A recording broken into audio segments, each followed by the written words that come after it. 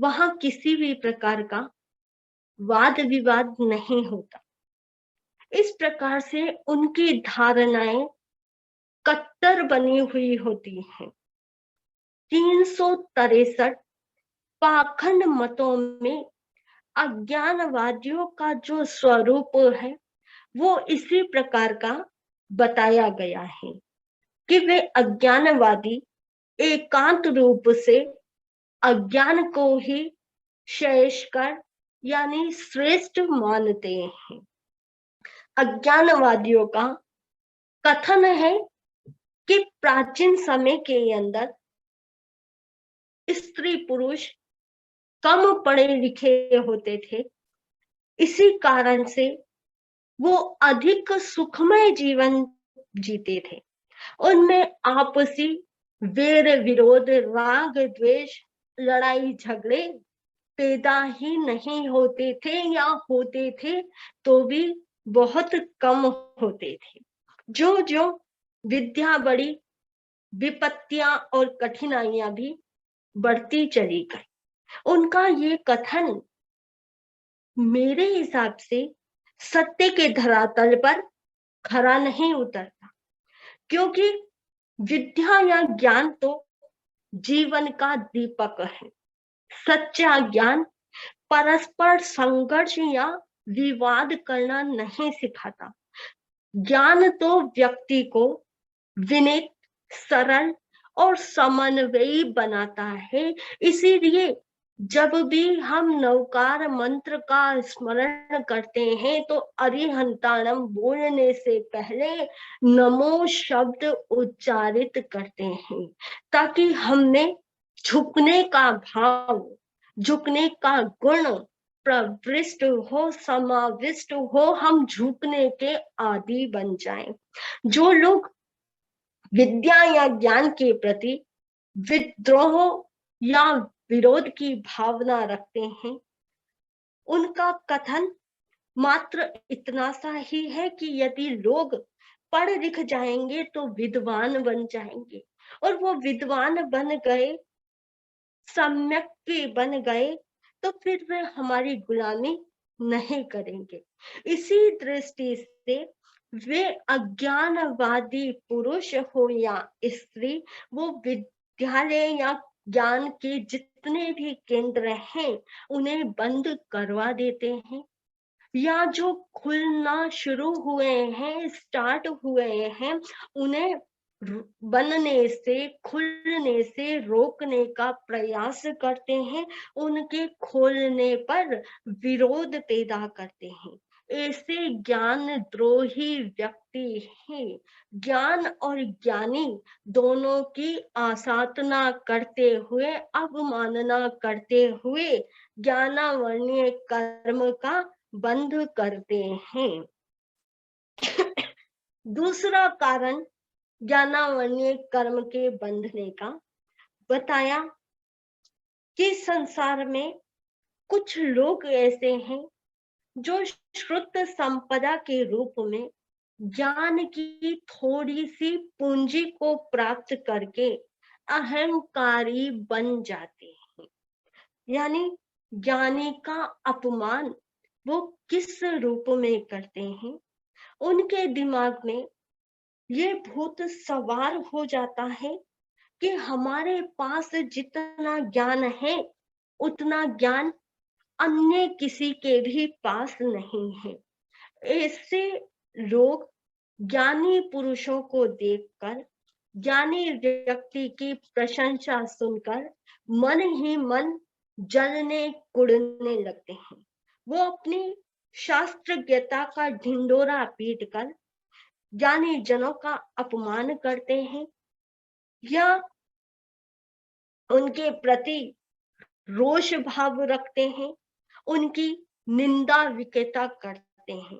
ऐसे लोग ज्ञानावर्णीय कर्म का बंध करके अपने लिए भविष्य में भी ज्ञान प्राप्ति के द्वार बंद कर लेते हैं।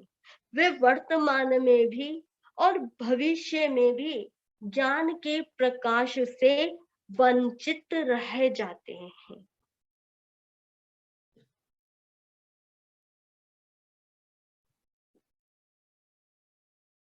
तीसरा कारण ज्ञानावरणीय कर्म बंध का बताया, वो है ज्ञान को छिपाना। विद्या या ज्ञान के क्षेत्र में कुछ व्यक्ति ऐसे भी देखने को सुनने को मिल जाते हैं जिनके मस्तिष्क में इतनी संकीर्णताएं भरी होती है कि वो अन्य धर्म संप्रदाय या प्रतिद्वंदी जिज्ञासु को पढ़ाने में टालम टोल करके अपने ज्ञान को छिपाने का प्रयास करते हैं। यही कारण है कि वे किसी जिज्ञासु के कुछ पूछने पर ये सोचते हैं, उनकी सोच, उनकी मानसिकता बनी हुई रहती है कि अमुक व्यक्ति पढ़ लिख कर अच्छे अंक प्राप्त करके खूब तरक्की कर लेगा या हमारे से अधिक ज्ञानवान विद्वान पंडित पुरुष हो जाएगा, तो इसका भविष्य उज्जवल हो जाएगा, लोग इसी की वाहवाही करेंगे, इसी की प्रशंसा करेंगे, इसीलिए हमें ये नहीं आता, ऐसा कहकर वे अपने ज्ञान को छिपा लेते हैं। शिक्षण संस्थाओं में तो ये बातें है ही है, किंतु दुर्भाग्यवश कहना पड़ रहा है कि आज हमारे संघ और समाज के अंदर भी संप्रदाय अंधता के कारण कहीं कहीं साधु साध्वी समाज जैसी पवित्र संस्थाओं में भी ऐसा देखने को सुनने को कई बार मिल जाता है। जब किसी विद्वान साधु या साध्वी जी से किसी शास्त्र के बारे में पूछा जाता है तो वे जानबूझकर अन्य संप्रदायवर्ती होने के कारण अपनी ज्ञान संपदा को छिपाने के लिए ईर्ष्यावश या द्वेषवश वो शास्त्रों के विज्ञाता होते हुए भी अनजान बनने का प्रयास करते हैं। जो व्यक्ति ज्ञान का खुले हाथों से दान न करके छिपाने का प्रयत्न करता है, वे ज्ञानावरणीय कर्म का घोर बंध कर लेता है। और फिर साधु समाज एक ऐसा समाज है जो भूले भटकों को सद्मार्ग बताता है।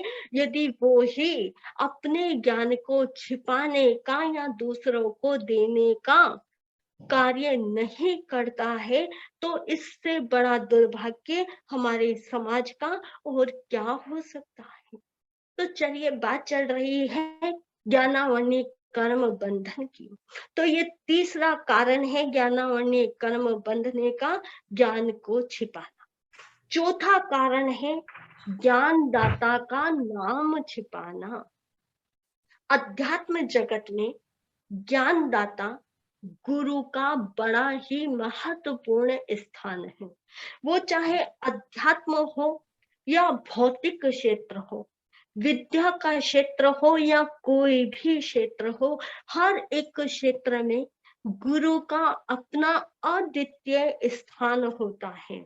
जो गुरु ज्ञान की ज्योति देखकर हमारे अंतस के नेत्र खोलते हैं, उन ज्ञानदाता गुरु के नाम का गोपन करना, छुपाना महापाप आगम में बताया गया है।